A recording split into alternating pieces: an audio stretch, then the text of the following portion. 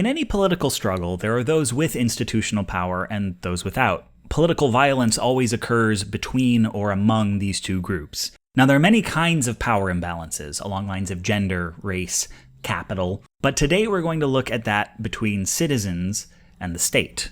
We can map political violence on a 2x2 grid, with the people enacting violence on one axis and the people receiving it on the other. We're not going to dwell on times when the state commits violence against itself, since, unless there are a lot of police chiefs or senators subscribed that I don't know about, this is not violence that contains us, and therefore we don't have much influence over it. But Hitler's Night of the Long Knives would be an example. Next, we have the state against the citizens, like when the police murder an unarmed man in broad daylight in front of an audience simply because they can. And the citizens against the state, like the people burning down a police station in protest. These two often happen in tandem. For instance, when a cop fires a tear gas canister at a crowd and a protester grabs it and throws it right back. Finally, there's citizens against themselves. Now, we could talk about infighting among protest movements or even just normal everyday crime, but I'm more interested in self-inflicted violence that is itself protest, like the Indian hunger strikes or the self-immolations that began the Arab Spring. These work to expose the cruelty of the state because it's violence that could be prevented by acceding to demands, which the state has chosen not to do. A thing about political violence is it makes the general public afraid that law and order will collapse, that the violence could happen to them, and when people are afraid, they reflexively turn to the authorities to keep them safe. It is demonstrated that average authoritarian sentiment increases when there is violence in the streets, even when the authorities are among the perpetrators. This is how people end up signing their rights away during a crisis. The exception is in the case when the authorities are seen to commit violence against explicitly peaceful citizens, what researcher Bob Altemeyer calls the Gandhi trap. It exists within these two squares. When the authorities beat people who refuse to fight back, or allow them to burn and starve themselves, people lose faith in authority. When they think of violence that could be committed against them, they stop thinking of protesters and start thinking of cops. Beyond a certain point, nonviolent protest almost always includes one or both of these two. It is vanishingly rare for injustice to be corrected by simply appealing to the moral sense of those in power. Once the state has shown it will commit violence against its own citizens to protect or simply to demonstrate its own authority, the people have only the choice to give up or proceed with violence in play. They cannot, by themselves, turn a physical struggle back into a purely moral one. They can only decide where the violence takes place. Change happens when people are willing to bleed for it.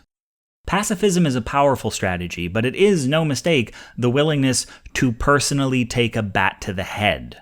We can talk about whether it's more effective for your long-term goals to let a cop smack you down on camera than it is to wreck their car. But people tend to skip over what is really being asked of protesters. Critics who demand peaceful demonstrations are saying, whether they admit it or not, that the correct way to protest is to let a heavily militarized police force that has already demonstrated it's willing to murder people in full view of the public beat them shitless. They are not wishing for nonviolence. They are stating a preference for whom the violence should happen to.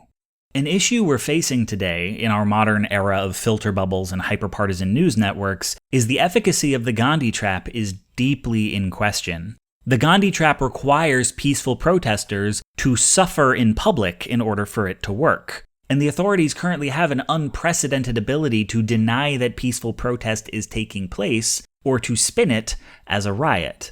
Just in my own life, I have seen a peaceful anti-war protest of 250,000 get reported as one of 30,000, and I've seen a reactionary conservative rally of 87,000 get reported as 250,000. During Occupy, I watched footage of cops attacking protesters for saying things they didn't like, and watched conservative friends from high school argue it had been edited to make the cops look bad. It was cell phone video. There were no edits.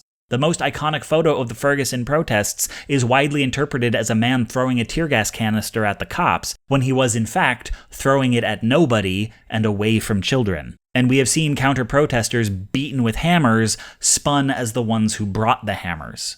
We are at this very moment seeing days-long peaceful marches get little coverage while the media focuses on isolated acts of vandalism. In the 1960s, white supremacy lost the battle over the Civil Rights Bill, in partial thanks to nonviolent demonstrations, so they updated their tactics. Today, an entire media empire exists, in part, to undermine the effectiveness of the Gandhi trap, because pacifism does not work when the public doesn't see it. If your empathy depends on nonviolence, they will tell you George Floyd had a criminal record, and Mike Brown was no angel, and Trayvon Martin had been suspended. Yes, they were unarmed when they died, and the crimes they were suspected of weren't violent, but they had been maybe at some point in the past violent. And they won't mention Breonna Taylor and Sandra Bland at all. These are people who will tell you milkshakes are cement. And they don't need every newscaster to run with the lie. They just report it was a riot and know that corporate media, in a desperate attempt to appear unbiased, will debate, was it a riot? And no one of comparable size will report that it obviously was not. Turns out the protesters may have been peaceful doesn't align people against the cops as effectively. And this is the part of the video where I'm supposed to advocate for something. But I don't know what.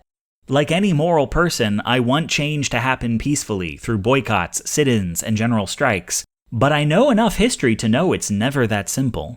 People have this idea that pacifism works in a Phase 1 be nonviolent, Phase 3 progress kind of way. But pacifism is a strategy.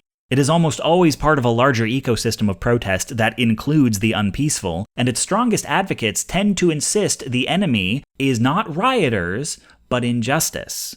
People today demand nonviolence because they're more comfortable with it, not because it works. I don't know how to make it work, and neither do they. I'm working on it. But if they're not offering real solutions and they're not taking the blows from a truncheon themselves, then they aren't after justice. They're after a performance.